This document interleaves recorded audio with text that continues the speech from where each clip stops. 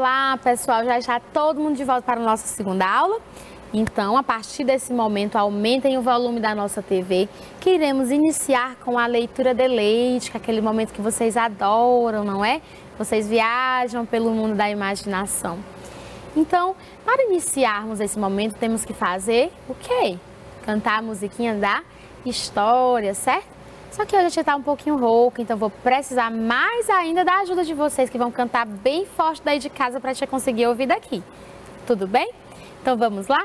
Todo mundo coloca a mãozinha lá em cima. No mundo das maravilhas, agora eu vou entrar. Qual será a história que nós vamos escutar? Tralalá, bem caladinhos, tralalá, vamos escutar. Tralalá, bem caladinhos, tralalá, vamos escutar.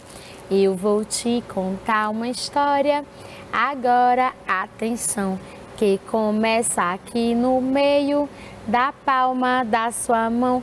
Bem no meio tem uma linha ligada ao coração, que sabia dessa história antes mesmo da canção. Bate a mão. Bate a mão. Muito bem, gostei de ver, vocês já aprenderam direitinho, não foi? Então, a partir desse momento, ó, coloquem o cabelo atrás da orelha, abre o olho de coruja, fecha a boquinha, aumenta o volume da TV que a história vai começar, ok? Então, do que será essa história de hoje? Será que vai ser de animais, de princesas, de príncipes? Será que vai ter uma bailarina? Então, vamos descobrir? Então, faça assim um suspense, ó. Tan, tan, tan, tan. 1, 2, 3 e... já! O Elefante em Apuros é uma história de Flávio Colombini, ilustrações de Ed Wagner, certo? Então, do que será que traz essa história? Um elefante que está em apuros e ele está com uma cara muito preocupada, não é? Então, vamos ver o que foi que aconteceu com o elefante. Então, temos aqui o elefante em apuros, não começou a história ainda, agora começou. O grande elefante estava andando na savana africana, quando viu algo se mexendo no chão e foi ver o que era. De repente, ele pisou em um chão mole. Os pés do elefante grudaram no chão e ele começou a afundar. Oh, não, pisei numa areia movediça, suspirou o elefante. Por favor, alguém me ajude. O hipopótamo ouviu o grito e resolveu ajudar o elefante. Coitadinho, pessoal. Ele puxou, puxou, mas o elefante não desatolou. Um rinoceronte passava por ali e resolveu ajudar. O rinoceronte puxou o hipopótamo, que puxou o elefante. Puxaram, puxaram, mas não conseguiram desatolar o elefante. Uma girafa passava por ali e resolveu ajudar. A girafa puxou o rinoceronte, que puxou o hipopótamo, que puxou o elefante. Puxaram, puxaram, mas não desatolaram o elefante. Um leão passou por ali e resolveu ajudar. O leão puxou a girafa, que puxou o rinoceronte, que puxou o hipopótamo, que puxou o elefante. Puxaram, puxaram, mas não conseguiram desatolar o elefante. Uma hiena passou por ali, deu uma risada e resolveu ajudar. A hiena puxou o leão, que puxou a girafa, que puxou o rinoceronte, que puxou o hipopótamo, que puxou o elefante. Puxaram, puxaram, mas não conseguiram desatolar o elefante. Um jovem suricato passou por ali e quis ajudar, mas pensou: eu sou muito pequeno, não vou conseguir ajudar a puxar um elefante. Além disso, estou procurando a minha mãe. Ele gritou: mamãe, onde você está? Mas a mãe dele não respondeu. Quem respondeu foi o elefante, que já estava quase inteiro afundando na areia movediça e estava desesperado. Por favor, me ajude, ele gritou. Então o jovem suricato resolveu ajudar. O suricato puxou a hiena, que puxou o leão, que puxou a girafa, que puxou o rinoceronte, que puxou o hipopótamo, que puxou o elefante. Puxaram, puxaram, mas não conseguiram desatolar o elefante. O suricato tinha 2 irmãos que também estavam procurando a mãe. Eles resolveram ajudar. O suricato puxou o suricato, que puxou o suricato, que puxou a hiena, que puxou o leão, que puxou a girafa, que puxou o rinoceronte, que puxou o hipopótamo, que puxou o elefante. Puxaram, puxaram com toda a força. E finalmente conseguiram desatolar o elefante. Êêê! Eba! Todo mundo gritou. O elefante ficou muito feliz. Todos os animais ficaram muito alegres. Principalmente os jovens suricatos, quando viram alguém agarrado ao rabo do elefante. Era a mamãe suricato, que também estava presa, pessoal. Olha que legal! Ela também tinha afundado na areia movediça e só conseguiu se salvar graças ao esforço de todos os animais. Então esse aqui é o escritor Flávio Colombini e o ilustrador Ed Wagner. Então, gente, o que foi que essa história trouxe de ensinamento para a gente? Vamos lá? Então, essa história me ensinou o valor da união. Se apenas um de nós tivesse desistido, o elefante teria afundado. Mas como todos acreditamos e ajudamos, nós conseguimos salvar o elefante e a mamãe suricato. Sozinhos somos fortes, mas quando nos unimos somos mais fortes ainda. Mesmo se a gente se sente pequeno, pode fazer a diferença. Obrigado por terem me salvado, vocês são incríveis, estou super feliz por estar vivo. Certo? Então essa história nos trouxe muitos ensinamentos legais. Quem foi que gostou? Eu amei, então ó, palmas para a história. Então agora vamos para a hora da nossa atividade, que eu quero ver quem é que vai acertar tudo, certo? Sobre o assunto que estamos estudando, que é o texto informativo científico. Então, quem é que vai fazer essa leitura junto com a tia, já que a tia hoje está um pouco rouca? Eu preciso da ajuda de vocês. Então, quero que vocês façam uma leitura bem alta, certo? Para ajudar a tia a responder essa atividade. Então, vamos lá? 1, 2, 3 e já! Por que algumas músicas não saem da nossa cabeça? Às vezes, eu escuto uma música e ela continua tocando sem parar dentro da minha cabeça. Da sua também? E nem sempre é uma melodia agradável, não é mesmo? Na verdade, para se fixar na mente, o importante é que a música chame bastante a atenção por ser muito bonita, ou muito feia, ou muito legal, ou muito chata e repetitiva, mas porque a gente demora tanto para se livrar dela. Na hora em que a música entra pela primeira vez no cérebro, você nem imagina que vai ficar com aquele fundo musical pelas próximas horas ou mesmo dias. Mas é o que acontece depois de ter aprendido a música. Toda vez que você relaxa um pouco, ela toca sozinha sem que você possa evitar. Mistério? Nada disso, são apenas memórias. Mas o que são memórias? Para responder a essa pergunta, você precisa saber primeiro que seu cérebro é formado por bilhões de pequenas células nervosas, os neurônios. Cada neurônio conversa intensamente com milhares de outros. Esse diálogo ocorre nos locais de menor distância física entre eles, nas chamadas sinapses. Nossas memórias são estocadas conforme o número de encontros desses neurônios. A cada instante, dependendo do que nos acontece, cada sinapse pode ficar mais forte ou mais fraca. Quando escutamos aquela música inesquecível no rádio, muitos encontros de neurônios se reforçam e a gente memoriza a sequência de sons. A partir desse instante, acontece um efeito conhecido entre os cientistas como reverberação de memória, que é como se o cérebro repassasse inúmeras vezes a mesma música. Por isso, algumas melodias grudam em nossa mente. Para ficar mais claro, pense em um campo bem plano. Se você jogar um pouco de água nessa superfície, ela não vai correr, vai apenas ser absorvida pela terra, certo? Mas se você cavar com a mão um caminho na terra e depois jogar a água, ela vai correr como se fosse um rio, certo? É mais ou menos isso que acontece dentro da nossa cabeça. Quando você ouve aquela música inesquecível, é como se fosse cavado um caminho no seu cérebro por onde a música corre sem parar.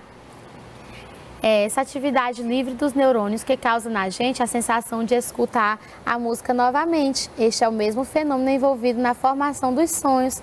Para recordar, leia CHC 219, Siddhartha Ribeiro, Instituto do Cérebro, Universidade Federal do Rio Grande do Norte, Ciências Hoje das Crianças, outubro de 2016. Muito legal, pessoal. Às vezes também eu acordo com algumas músicas que não saem da minha cabeça. E que bom que agora eu já sei uma explicação científica para isso. A gente passa o dia cantarolando a mesma música, não é? Vocês também já passaram por isso? Eu acredito que sim. Então agora vamos para a análise desse texto, que eu quero ver quem foi que entendeu tudo direitinho, tá bom? Todo mundo preparado? Todo mundo atento? Então vamos lá. Questão 1. Que gênero textual é esse, pessoal?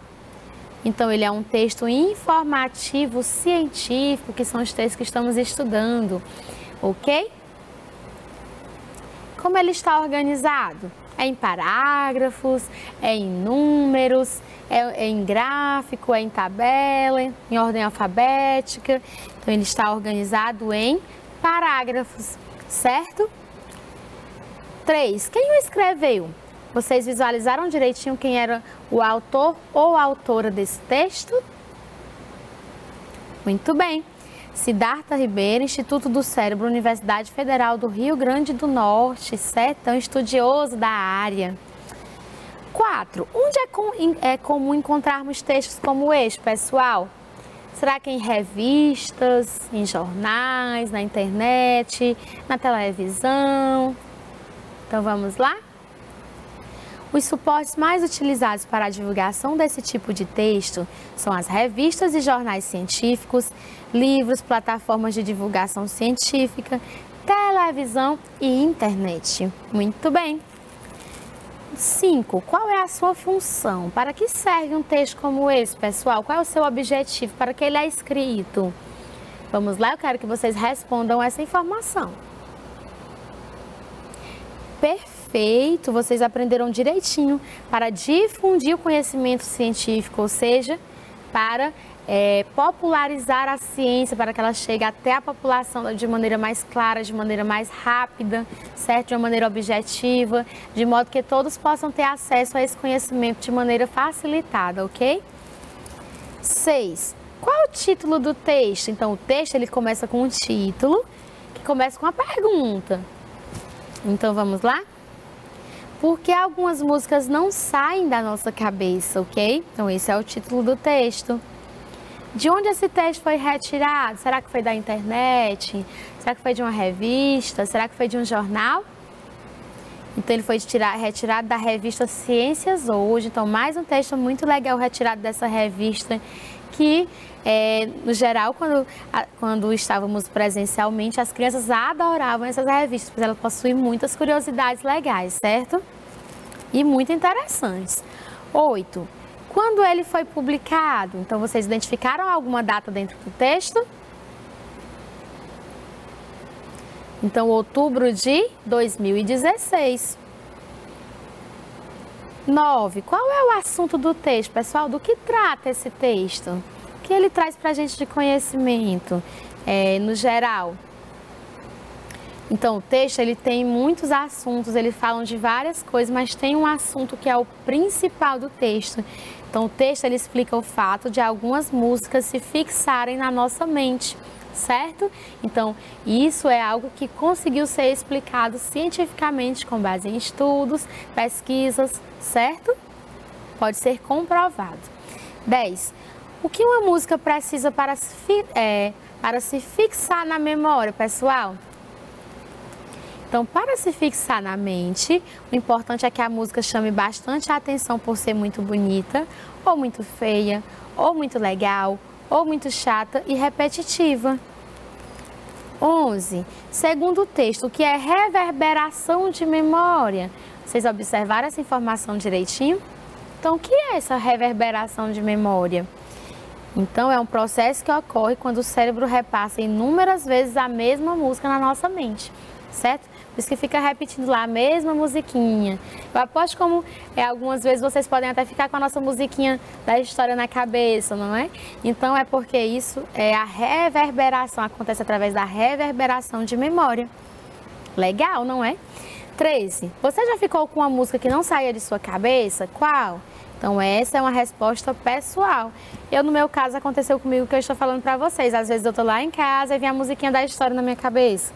No mundo das maravilhas. Mas agora eu já sei que há uma explicação científica para isso, certo? Não é só porque eu adoro cantar essa música com vocês. Próximo texto agora. O tubarão. Quem é que gosta de textos sobre tubarões, sobre animais? Então, vamos ler junto com a tia? Vamos lá? O tubarão é um peixe carnívoro que se alimenta de carne e um dos animais mais temíveis do mar. Os cientistas classificam como tubarão mais de 250 espécies de peixes. Esses peixes vivem nos oceanos de todo o mundo, mas gostam mais dos mares quentes. O maior tubarão é o tubarão-baleia, com 18 metros de comprimento. Enciclopédia Delta Universal, V14, Rio de Janeiro, Delta SD. Então, olha o tubarão aí. Eita, que medo! Então, vamos analisar agora o texto? Questão 14. Esse texto fala da vida de qual animal? Um sabiá, um canário ou um tubarão? Essa eu acredito que vocês vão responder muito fácil, não é?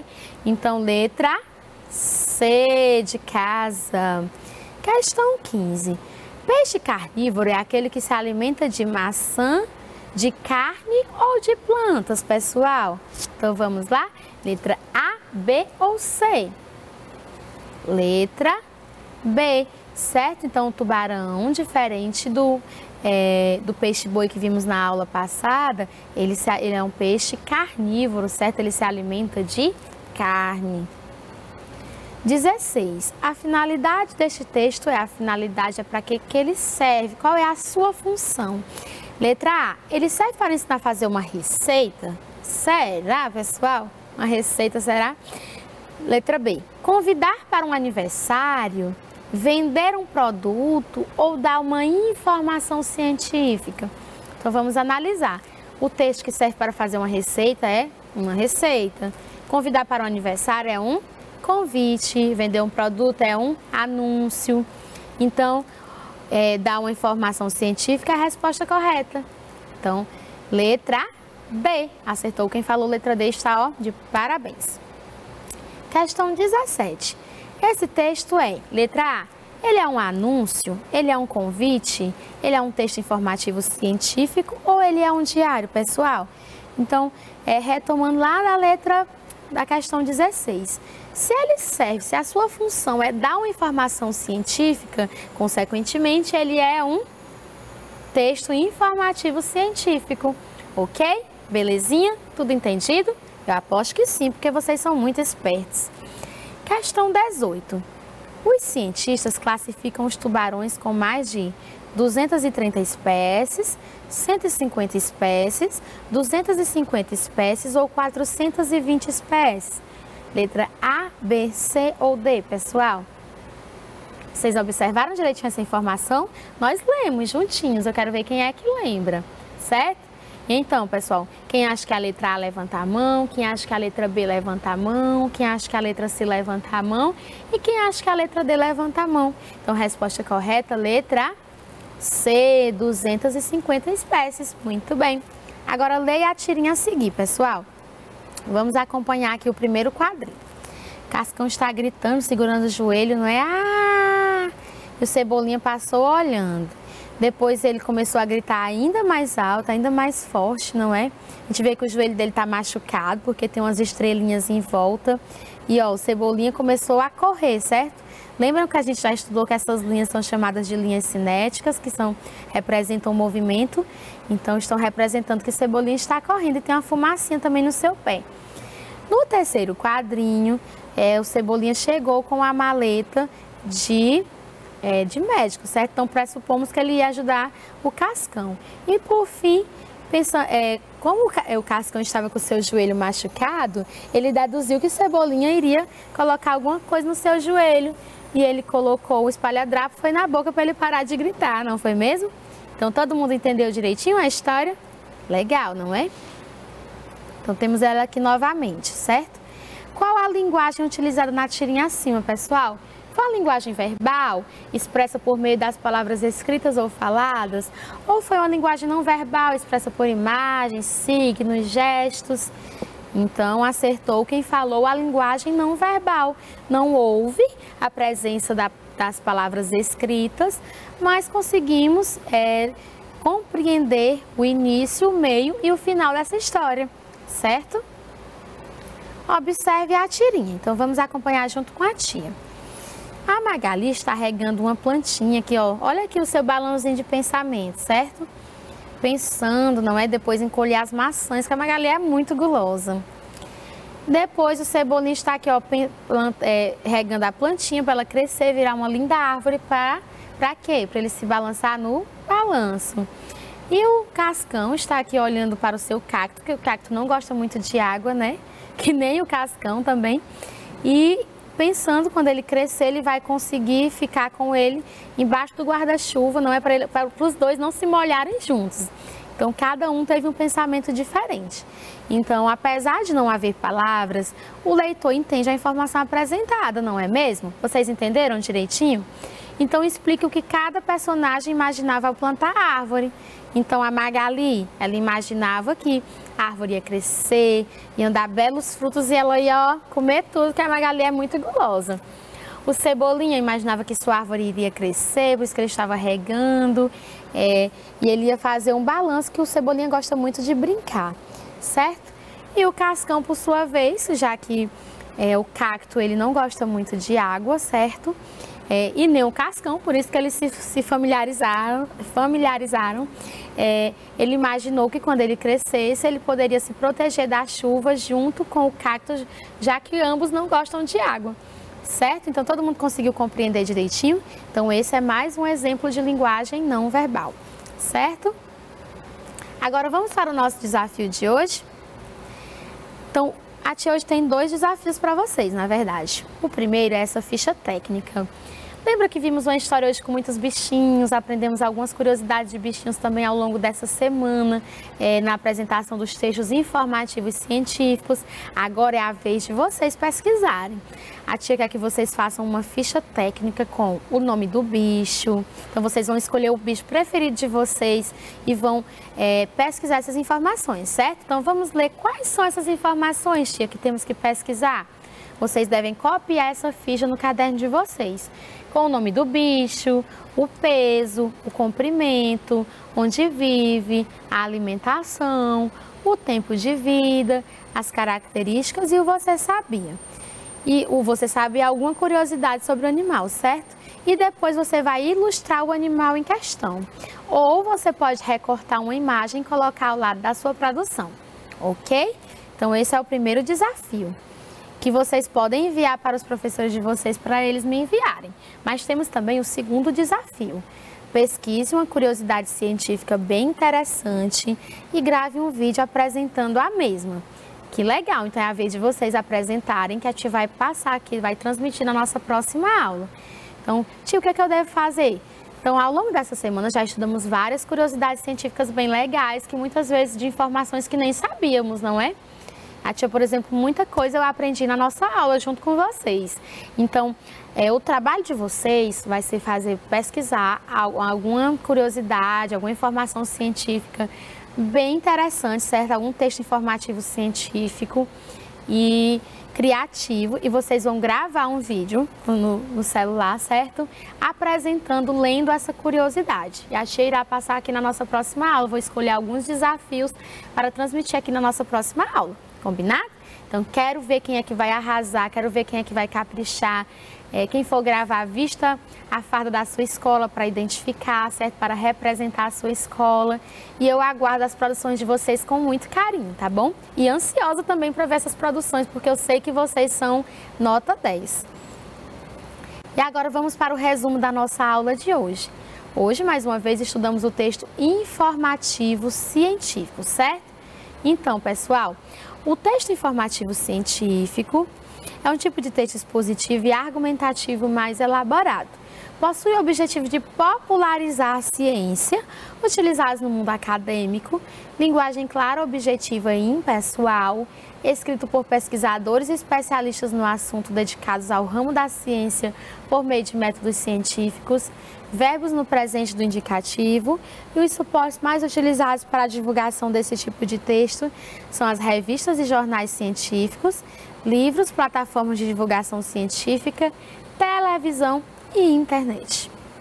Também estudamos a diferença entre linguagem verbal e não verbal na compreensão dos textos.